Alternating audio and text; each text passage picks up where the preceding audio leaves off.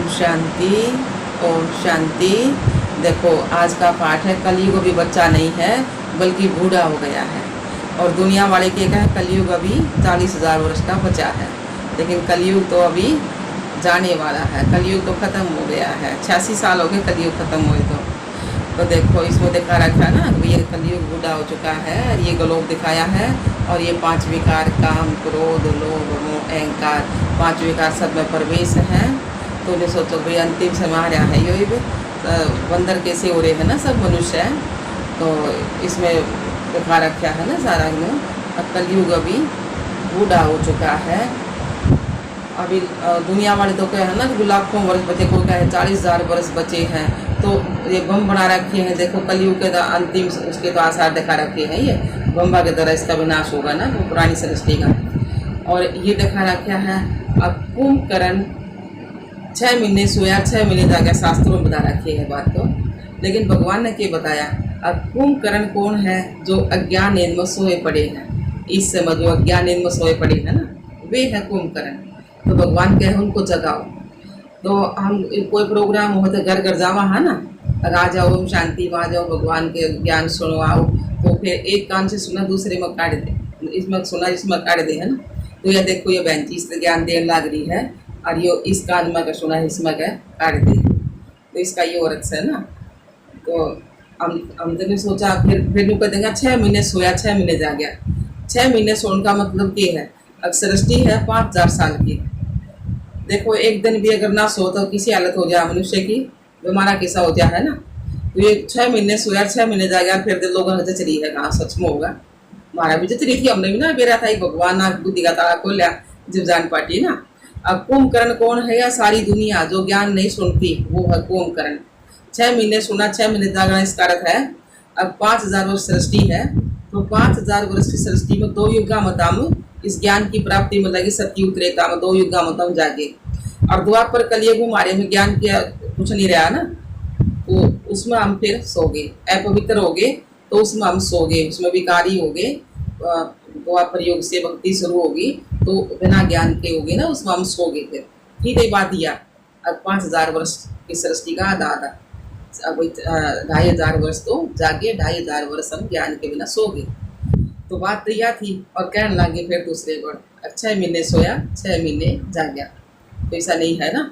अच्छा आगे बताया है कि ये देखो ये मनुष्य दिखा रखा है, तो भाई ऑक्सीजन लग रही है। तो ऑक्सीजन कब लगा कर है, जब अंतिम समय हो।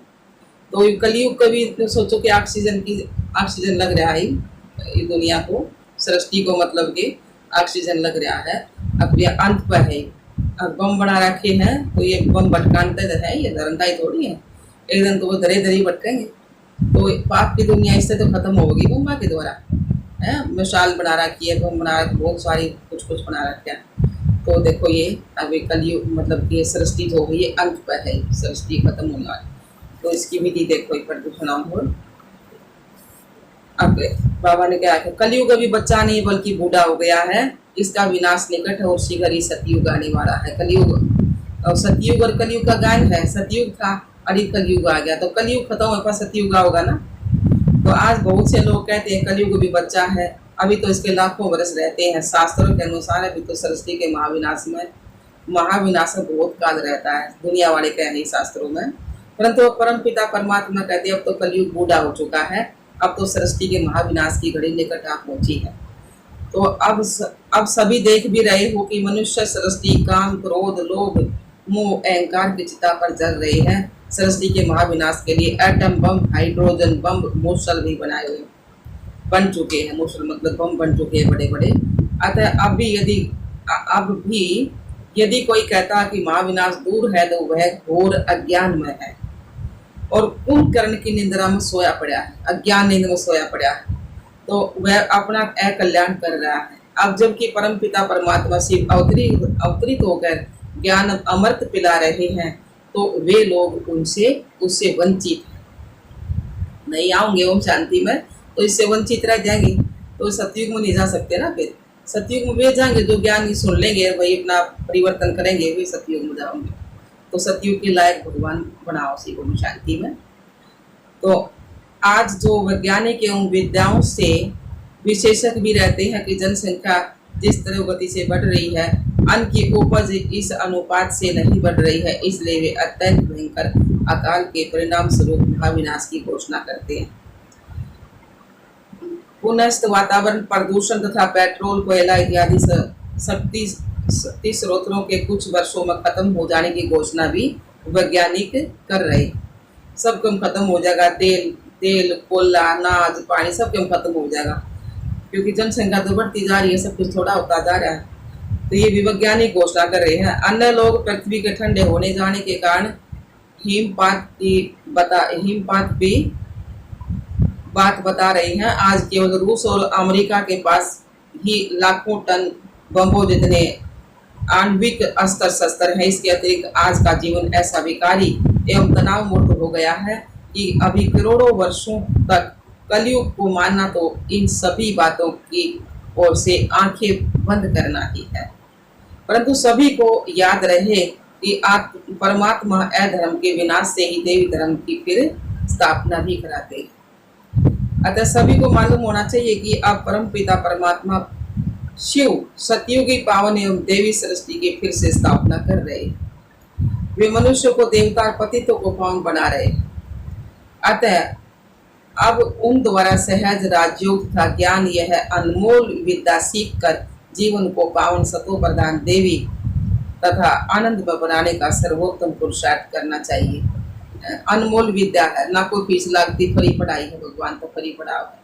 देखो स्कूल में जाकर कुछ पहली के बालक के एडमिशन फीस 10,000 ले ली, तो देखो की पढ़ाई पढ़ेंगे, फिर आए महीने नारी वा फीस और किताब बहुत महंगी है, इसमें कोई किताब नहीं, कोई फीस नहीं, फ्री की पढ़ाई है, एक 4 पेज की मूल्य है वही किताब समय रोज की। तो आगे बताया है, तो हाँ, तो वो लोग यह समझ बैठे कि अभी तो कलयुग लाखों वर्ष शेष है। वे अपने ही सौभाग्य को स्वयं लौटा रहे हैं, अपने सौभाग्य को स्वयं ही लौटा रहे हैं। अब कलयुगी सृष्टि अंतिम श्वास ले रही है, अंतिम समय पर है, जैसे बता देखा रखा ना चित्र में, अब वही अंतिम श्वास पर है, ऑक्सीजन लग रही है, ये मनुष्य लौट रहा है, ऑक्सीजन लग रही है, अंतिम श्वासों पर है सृष्टि। ये काम क्रोध लोभ मोह अहंकार रोगों द्वारा पीड़ित है ना, तो इस सृष्टि की आयु अरबों वर्ष मानना ये भूल है। सृष्टि की आयु सिर्फ 5,000 वर्ष है, और कलयुग को अब बच्चा मानकर अज्ञान निंद्रा में सोने वाले लोग सब कुंभकर्ण है। जो मनुष्य इस ईश्वरीय संदेश को एक कान से सुन दूसरे कान से निकाल देते हैं, तो उन्हों के कान ऐसे कुंभकर्ण के समान है, क्योंकि कुंभ बुद्धिहीन होता है। अच्छा, ओम शांति, ओम शांति।